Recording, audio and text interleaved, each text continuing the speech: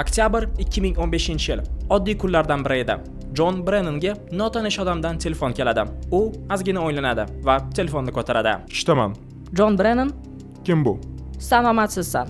Agar Jon Brennan bo'lmaganda, bu oddiy hazil bo'lishi mumkin edi. Lekin Jon Brennan dunyodagi eng kuchli odamlardan biri edi. U MRB boshlig'i, Markaziy razvedka boshqarmasi. Qanday qilib sen bu nomerni topding? Bu juda ham oson edi, bro. San jinnisan. Nima xohlaysan? Menga hech nima kerak emas. Sen o'zing menga tegishliksan. Qancha pul xohlaysan? Bizga 5 trillion dollar kerak. Amerika Qo'shma Shtatlari bu qo'ng'iroqni katta moshennichествоga taqqoslaydi. Odamlarning ma'lumotlarini ega bo'lish uchun va davlatning sirlarini bilish uchun va bu kiberterrorizmda va telefon qilgan odam qilgan trolling uchun katta pul to'laydi. Nimaga bu narsani qilyapsan? Biz sizlarga Yaqin Sharqni bombardimon qilishni to'xtatishni so'raymiz. Sizlar bilan Aziz Habibullayev Togen Here kanalida videoga avans bilan like bosib obuna bo'lib qo'ying. Bu menga ko'proq sifatli video chiqarish uchun motivatsiya bo'ladi. Hammaga katta rahmat. Atlantik okean o'tganida West Millis uyida, Angliyada maktab o'quvchisi xonasida o'tiribdi. Telefon hali ham uni qo'lida. U qilgan narsasiga ishongiz ham kelmayapti. U o'zini Kraka deb nomlaydi va nasha chekishni yoqtiradi va hozir u kayfda. Kraka with attitude boshlig'i. Kraka va uni o'rtoqlari Amerika Qo'shma Shtatlarining qo'rquvga va tizzaga qo'yib qo'ydi desam noto'g'ri bo'lmaydi. Ular politsiya, FBR agentlarini, MRB ishchilarini ma'lumotlarni ommaga tarqatib yuborishdi va bu hammasini ular trolling uchun qilishgan edi.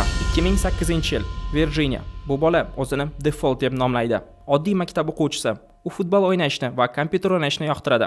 Iti bilan vaqtni o'tkazish ham. U ko'p otasi bilan urushadi. Otasi esa davlat ishchisi va qaysidir payt Default o'yinlarda cheatlar bilan o'ynashni boshlaydi. Va bu unga birinchi tajriba edi. Qilish kerakmas narsalarni qilish uchun. Va Default barcha narsalarni o'rganishga tushadi. Qonuniy va noqonuniy. 2008-yil Anonymouslar endi oyoqqa turayotgan paytida. Siz anonim forumlarga kira olsangiz, ular qilayotgan barcha ishlarni ko'rishingiz mumkin edi. Default shokda. Anonymouslar qanday qilib internet orqali hamma odamlarning hayotini ko'rishlarini va odamlar nima ishlarni qilayotganini ko'rishlari mumkin edi va bu hammasi uydan chiqmasdan qilinayotgan edi. Anonymousning ishlari bir xil payt davlatga qarshi chiqish uchun qilinardi, bir xil payt esa oddiy trolling uchun. Default o'ziga maqsad qo'ydi, programmist bo'lish uchun. Lekin u boshqalarga o'xshab yaxshi ishlarni qilmasdi.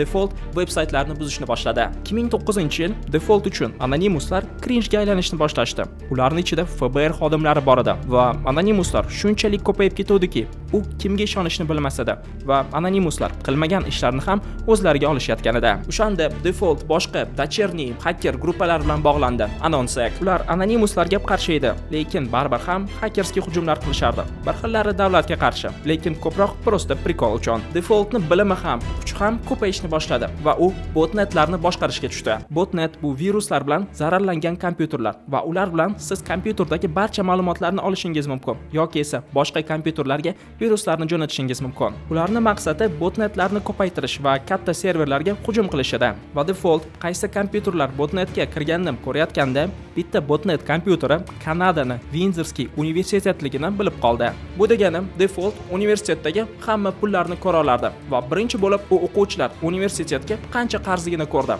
9.4 million dollar qarzdorlik bor edi. Saytning tagida esa hammasini o'chirish degan oyna bor edi va Default barcha ma'lumotlarni o'chirib tashlaydi. Bir xil o'quvchilarning qarzdorliklari 70 ming, 100 ming dollardan ko'proq edi va bir soniya ichida Default ularni barcha qarzlarini yo'qotib tashladi. Default o'z kuchini oshirib kelayotgan edi va birinchi kriptovalyutalarga qadam qo'yadi. O'shanda Default 1000 tadan ortiq bitcoinlarni yig'ib qo'yadi. Hozirgi pulda bu 70 million dollardan ko'proq va ularni hammasini hard diskda ushlardi. Default dushmanlari ko'pligini bilardi. Shuning uchun unda paranoya boshlandi. U hech qachon o'z Wi-Fi-ni ishlatmas edi. Faqat birovlarning Wi-Fi-ni ishlatardi va hech qanaqa internetda izlar qoldirmas edi. U har doim Tor brauzerini ishlatardi va kompyuteri uchganda u hammasi shifrovka bo'lganini tekshirardi. Kompyuter yoqqanda esa u deshifrovka bo'lardi. Bu narsaga o'rtancha yarim soat vaqt ketardi. Va bu hammasi bekorga emas edi. Bitta xato va Default hamma narsani yo'qotardi va hattoki hayotini ham. 2013-yil mayga qaytamiz. 29 yoshlik Amerika Qo'shma Shtatlarining razvedkasida ishlaydigan odamni yo'qotadigan narsalari bor edi. Gonoluyadagi uyi, ayoli va $200,000 dan yillik ko'proq oyligi. Lekin u juda ham katta sirni bilardi va uni saqlab bo'lmasada. Amerika Qo'shma Shtatlarida barcha odamlarni o'g'il bola, qiz bola umuman farqi yo'q. Kompyuterga qo'li tegan odamni kuzatayotgan edi va bu odam bu programmani asoschisi desa ham bo'lardi. Va uni davlati shunaqa yo'llar bilan ko'p qonunlarni buzayotganini bilib qoladi. Lekin bu ma'lumotlarni advokatga, sudga, kongressga yetish katta qonunbuzarlik bo'lardi va u umrbod qamoqqa o'tirishga to'g'ri kelardi. U bu ishni qilsa, boshqa hayotini, ayolini hech qachon ko'rmas edi. Lekin bu ishni qilish zarur edi. U uzoq payt ma'lumotlarni yig'ib kelayotgan edi va hozirgina barcha ma'lumotlarni tayyorlab qochishga tayyor edi. U o'z boshlig'iga 2 haftalik otpust olmoqchi edi, epilepsiyadan davolanish uchun. Bu unga qochish uchun ozgina bo'lsa ham vaqt berardi va u Bangkokka qochadi. U uchun Bangkok bu xohlagan narsalarni gapirish uchun qulay joy deb hisoblardi va Tailand davlati uni qutqarishga ishonardi. U yerda u Laura Poitrer va Clay Greenfield jurnalistlar bilan tanishadi va barcha yig'gan ma'lumotlarni taqdim qiladi. Shunday qilib Edward Snowden 21-asrning eng katta sirlarini biridan ochadi. Agar u haqida ko'proq ma'lumot olmoqchi bo'lsangiz, Snowden degan kinoni ko'rishingiz mumkin. Va Snowdenning ishi defaultni ko'zini ochadi. Davlat ularni orqasidan kuzatadi va albatta bu odamlarga yoqmas edi. Shuning uchun default o'sha boshliqlarni orqasidan kuzatishni boshlaydi. Default ulardan olgan ma'lumotlarni Darknetga sotmoqchi edi va o'sha ma'lumotlar bilan ularni hayotini buzmoqchi edi. Default Crack with Attitude komandasiga qo'shiladi. Crack esa komandani boshlig'i. Angliya, Leicestershire, 2015-yil. Bu yerda qiladigan ishlar yo'q edi. Faqat kompyuter o'ynash va nasha chekish. Crack esa bittada ikkita ishni qilardi. Unga korrupsiya, davlat hamma joyga boshni tiqishi va Amerika Qo'shma Shtatlari Yaqin Sharqni bombardimon qilayotgani yoqmayotgan edi. Va Crack buni to'xtatishga qaror qildi. Uni birinchi qurboni James Clapper edi. O'sha payt u milliy razvedkaning direktori edi, Obama paytida. James Clapper eng muhim odamlardan biri bo'lsa ham, uni qayerda yashashi va telefon nomeri Google'da yozilgan edi. Va bu ma'lumotlar bilan Crack uni pochtasini buzib kiradi va default buni Twitterda o'qib qolganda. Edward Snowden James Clapper haqida ham gapirgan edi. Clapper konferensiya bo'layotganda aldagan edi. Biz Amerika Qo'shma Shtatlari odamlari orqasidan yoki boshqa davlat aholisini orqasidan shpionlik qilmaymiz. Faqat o'zimizga va davlatga xalaqit berayotgan odamlarni orqasidan kuzatamiz. Crack va default buni eshitganda jahllari chiqishdi va tepada turgan barcha odamlarni buzib kirishga qaror qilishdi. Oddiy trolling uchun. Crack Google'dan John Brennanning eski nomer haqida ma'lumotni topadi va operatorga aniqlaydi. Verizon operatori. Keyin esa u Verizonga telefon qilib, klientga yordam berayotganini so'raydi va uni eshitish kodini so'rashadi. Va Crack o'ylab topgan kod to'g'ri keladi. Bundan keyin u Johnning telefon nomerini, adresini va pochtasini qo'lga kiritadi. Bu ma'lumotlar bilan siz bemalol hamma akkauntlarni egasi bo'lishingiz mumkin edi. Va Crack ham shunday qildi. Crack Johnning nomerini olgandan so'ng uni defaultga beradi. Keyin esa ular birga Johnga spam сообщениялар yuborishni boshlashadi. Bunda hech qanaqa muammo yoki esa yomon narsalar bo'lmagan bo'lsa ham, John bu narsa keyinchalik nimaga olib kelishini bilmaydi. Shuning uchun o'zini oilasini va o'zini aqranasini ko'paytiradi. Shu payt esa Crack uni barcha pochtalarni, ma'lumotlarni bilardi va u yerda saqlangan ma'lumotlarni o'rganib chiqayotgan edi va barchasini Twitterga yuklaydi. Shu payt Crack "Mani o'rnimda Snowden bo'lganda nima qiladi?" deydi va Wikileaks bilan bog'lanadi. Va oktyabr 2015-yil u dokumentni chiqaradi. Uni ichida 47 varaqlik Brennanning SF86 formasi bor edi. Bu juda ham sirlangan ma'lumotlarga ega bo'lish uchun ruxsatnoma. Anketada uni yoshligidagi kriminali aniqlanadi. Psixologik muammolar va narkotik bilan shug'ullangani va boshqa hech kim o'z haqida internetda o'qishni xohlamaydigan narsalar hamda uni pochtasida prezident sharqqa qanaqa ishlar qilish kerakligi yozilgan edi. Hamda kongress bilan qanday qilib odamlarni keyinchalik qiynoq bilan ma'lumotlar olishni qonuniy qilishni gaplashayotgan edi. Crackning ishi davlatga $1,5 million tushadi. Bu pullarga ishchilar yangi ofislarga ko'chib ketishgan edi. Bir xil FBR va MRB ishchilari umuman yo'qolgan edi.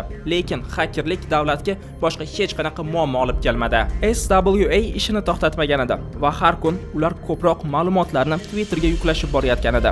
bu safar ular FBR direktori Marko Juliani buzib kirishdi. Ular 9000 tadan ortiq yustitsiyada ishlaydigan odamlarning ma'lumotini va 20000 tadan ko'proq FBR agentlarining anketasini qo'lga kiritishadi va ularni Twitterga yuklashadi. Keyin ular yustitsiyadan barcha qamoqda o'tirgan odamlarning anketasini qo'lga kiritishadi va xullas har kuni Amerikani ustidan kulib kelishayotgan edi va MRB va FBR buni unutishadi deb o'ylashgan edi. Kraka bilardi, uni juda ham kuchli odamlar bilan muammosi borligini va har bir ishiga javob berish kerakligini bilardi. Default esa paranoida edi.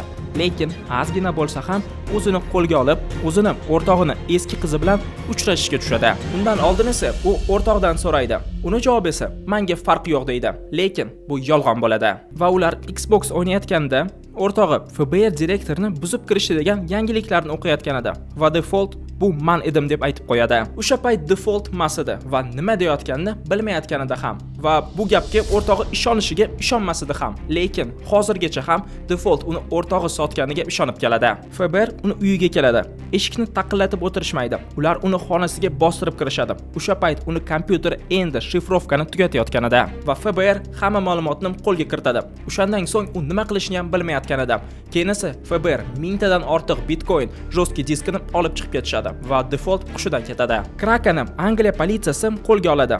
SWA yana bir odamlarni Amerika Qo'shma Shtatlarida va Angliyada qo'lga olishadi. Kraka hali 18 yosh bo'lmagani uchun unga katta jazogarlik ham berishmaydi. Uni atagim 2 yil vaqtinchalik ushalib turadigan joyda saqlashadi va u Angliyada birinchi 18 yoshga to'lmagan katta xakerlardan biriga aylanadi. Va hozir Kraken o'zini qo'lga olgan va xakerlikni to'xtatmadi. Lekin bu safar u qora xaker emas, oq xaker bo'lib odamlarga yordam berishga harakat qilyapti. Default kamroq ishlar qilgan bo'lsa ham unga qattiqroq jazo berishadi. U 6 yil federal qamoqxonada o'tirib chiqadi va u o'tirgan payt koronavirusga to'g'ri kelgani uchun u 5 yil alohida izolyatorda yashaydi. 2 yildan so'ng u aytadi: "Men o'sha payt qilayotgan ishlarimni to'g'ri deb hisoblardim, lekin hozir tushunib yetdim. Bu hammasi noto'g'ri edi." Snowdenga ham oson emas edi. U davlatdan qochib yurgan edi. Amerika Qo'shma Shtatlari esa biz Snowdenni o'ldirish haqida tasavvur qilganmiz deb aytib chiqishadi. Snowden qilgan ish juda ham ko'p odamlarning ko'zini ochdi.